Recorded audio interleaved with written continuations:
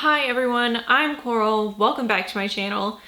I'm so fucking excited about this video today. Today, I am going to be presenting to the world my collection of books that were featured in Paperbacks from Hell by Grady Hendrix. This is a fantastic reference and history book. This showcases the history of horror paperbacks from the 70s, 80s, and into the 90s. These are, vintage books. It just showcases the artwork. It tells biographies of the illustrators and the publishers and the authors and influential people of the genre, and talks a little bit about how things going on in the world influenced what people were writing, and it's just such a really fantastic book. But the best part of this is looking at all the different fantastic covers and hearing all these outrageous stories. And so I've compiled here a stack, multiple stacks of the books that I own that were featured in Paperbacks from Hell, and these ones are just the books where they are shown by picture. There are some that are mentioned like by name. There are some that come up in the biographies, the short biographies he's written in the back of the book about certain people. And I did have a couple like that, but what I really wanted to focus on today are the ones that are shown in picture. You can look at the cover, see how fantastic it is. And I'd like to show you the ones that I've managed to find. I have not been reading vintage horror really for very long at all. And this book definitely inspired me to pick up more of these copies. And it's really kind of taken the horror community by storm, I feel like. Of course, there were many, many people who fell in love with these books much before now. Will Erickson, Too Much Horror Fiction, he has a fantastic library. In fact, a lot of the photos of the books in this come from his library. So definitely look him up. There are just so many people on BookTube and on Instagram and on Twitter who love horror fiction, but I can't act like this is something that I really knew about even before Grady Hendrix published Paperbacks from Hell. Of course, there are some that I had read before then, Exorcist, Rosemary's Baby. Of course, some of Stephen King's stuff could fall into this category, but the majority of these books here I've acquired after reading Paperbacks from Hell. I can't make this too long, obviously. I could, go on for hours about what these books are about and what these authors also did and things like that, but for this video, I'm just going to show you the book, any step back art it might have, the spine, and just whether or not I've read it, because I think some people are interested in that. Sometimes when I talk about vintage horror, I get people asking if I even read it, and my answer is yeah. It's not my main focus, but obviously I buy these books because I want to read them. Also, worry about yourself. Anyways, let's get into it. First, I'm going to start out with the Paperbacks from Hell that I have that were reprinted by Valancourt Books. I believe I have all of them except for The Auctioneer because I already have 2 copies of that, and I thought that getting a third would be a little egregious. But first we have Gwen in Green by Hugh Zachary. I love the cover art of this one. The Tribe by Barry Wood. A Nest of Nightmares by Lisa Tuttle. Familiar Spirit by Lisa Tuttle. The Reaping by Bernard Taylor. The Spirit by Thomas Page. This one I have read. Nightblood by T. Chris Martindale. Let's Go Play at the Adams by Mendel W. Johnson. The Pack by David Fisher. This one actually had a different title in Paperbacks from Hell. This one was called The Long Dark Night, and I'm not sure if that was purposely renamed, or maybe it had another name in the UK or in the US, and then, I don't know. I'm not sure the history of that. Maybe I should have looked that up, but this is The Pack by David Fisher. When Darkness Loves Us by Elizabeth Engstrom. This I've read. Black Ambrosia by Elizabeth Engstrom. This I've also read. The Nest by Gregory Douglas. This I've read. and Stage Fright by Garrett Boatman. All right, now on to the other mass market paperbacks I have. We have Mirror by Graham Masterton, The Sentinel by Jeffrey Konvitz. This one I've read, and this has some step back art. The Other by Thomas Tryon. This I've read. Moonchild by Kenneth McKinney. Interview with the Vampire by Anne Rice. This I have read. Embryo by Daniel M. Klein. Yes, The Infamous Gilgul by Henry W. Hotterman. Of course, this one is just well known for its fantastic artwork. This is a photograph of a sculpture, and I've read this. Son of Endless Night by John Ferris. I don't want to like crack the spine, but this has some step back art. Crib by Harold Lee Friedman.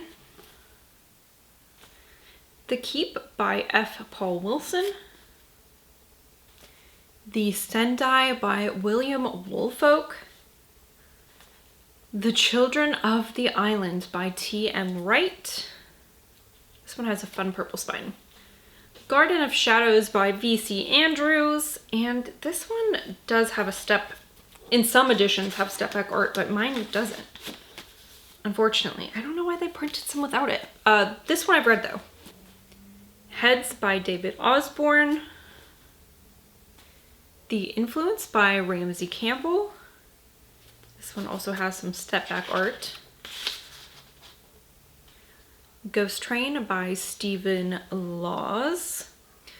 The Glow by Brooks Stanwood. The Auctioneer by Joan Sampson. I have read this one.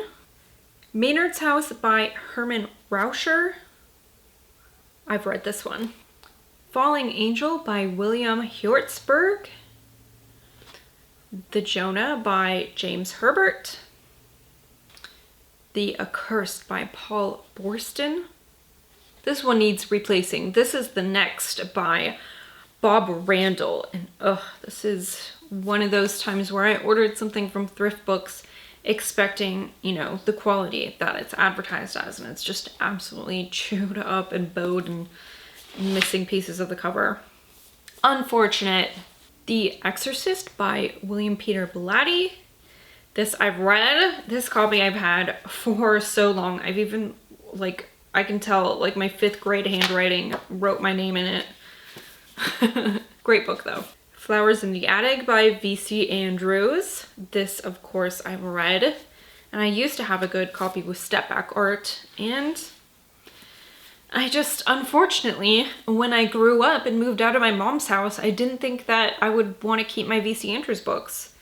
And I left them there and thought, like, someday I'll come back from them. Like, I moved across country.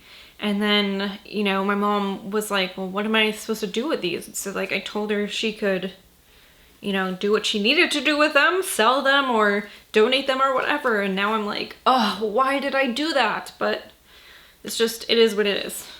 Slumber Party by Christopher Pike. The Lifeguard by Richie Tankersley Cusick.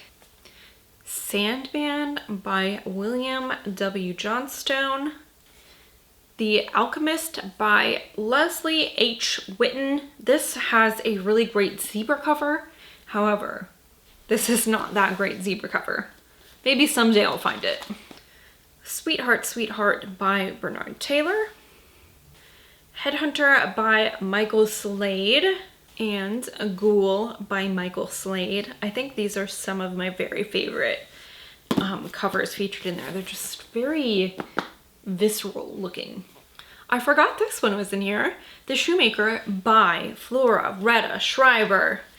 And this one I have read. This is actually nonfiction, sort of. Save the Last Dance for Me by Judy Miller. This also has some step back art. Animals by John Skip and Craig Spector. Cat's Eye by William W. Johnstone. The House Next Door by Anne Rivers Siddons. I've read this one. This is a great book.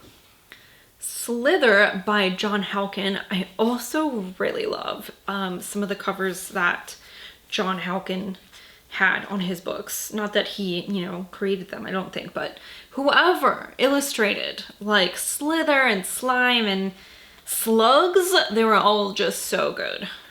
Wait, Slugs was Sean Hudson. I don't know. John Halkin has some really great, creepy book covers. The Books of Blood, Volume 1 by Clive Parker. Dark Companions by Ramsey Campbell. I don't know if any of you watched my haul video from February, but I was trying to remember what this was called and I called it something totally different. So if that was driving you crazy, I know I messed it up, but this is it. Possession by Celia Fremelin. Ghost Child by Duffy Stein.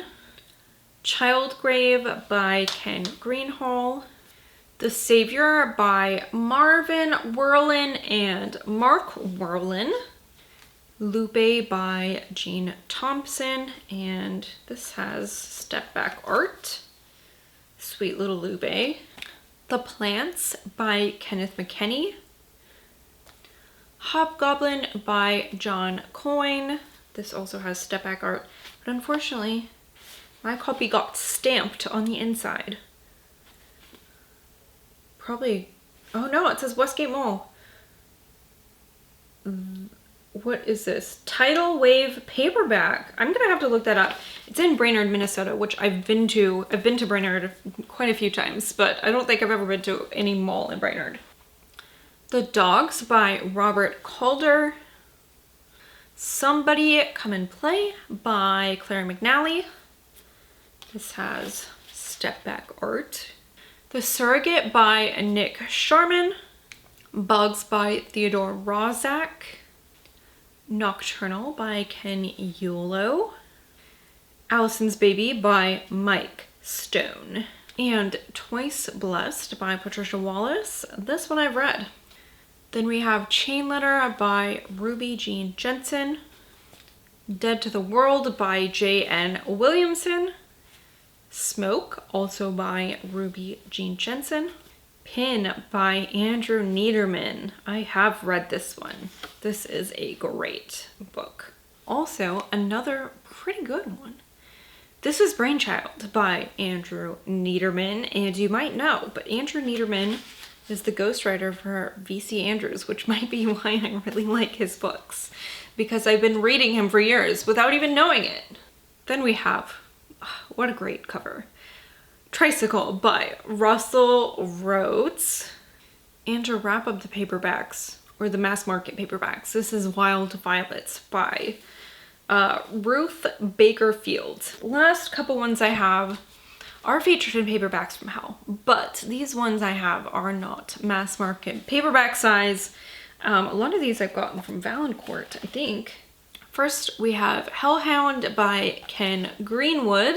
This one I've read. Then The Godsend by Bernard Taylor. This one I've also read. Rosemary's Baby by Ira Levin. This I've read. Burnt Offerings by Robert Marasco. This one I've read. The Cipher by Kathy Koja. This one I have read. The Girl Next Door by Jack Ketchum.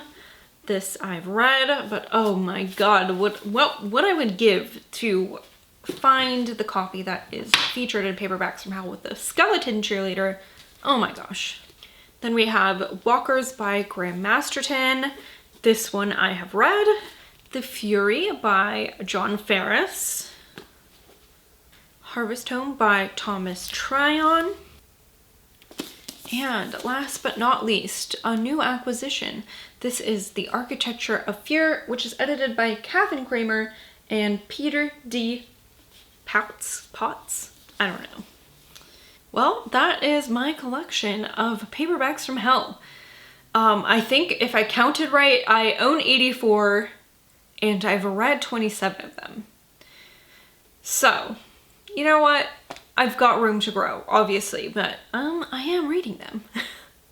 In fact, I was trying to do a series where I would do like a separate review video for the paperbacks from Howl that I've read as I read them, but I definitely have not done 27 of those. I think I've done like 3. So I really need to get back and get on track with those because they're so much fun to do. Anyways, I mean, that's it for today. That's all I have to tell you about. That's all I have to show you. I hope that you enjoy this as much as I enjoyed making it. I'd love to know which ones you've read of these, which ones were your favorites, which ones are your most coveted, if you even care at all. It's okay if you don't also, it's okay. I know it's like very trendy and very much a fad to collect these right now. Maybe not quite as much as it was like probably like 2 years ago, but I'm still going. I'm still going. I'm very grateful to Grady Hendrix and to Will Erickson for, you know, shedding some light, and, you know, the other creators who take pictures and collect and make videos about books like this, because it almost like gives me a sense of like existential dread thinking about all the books out there that I don't know about and that will never be reprinted and will just be like forgotten to time. And I'm like, oh, you need to stop it because you're going to keep yourself up at night. And I have to be careful. My mind easily fixates on things. But that's it. Now I'm really, really done. Thank you all so much for watching. I will see you later. Goodbye!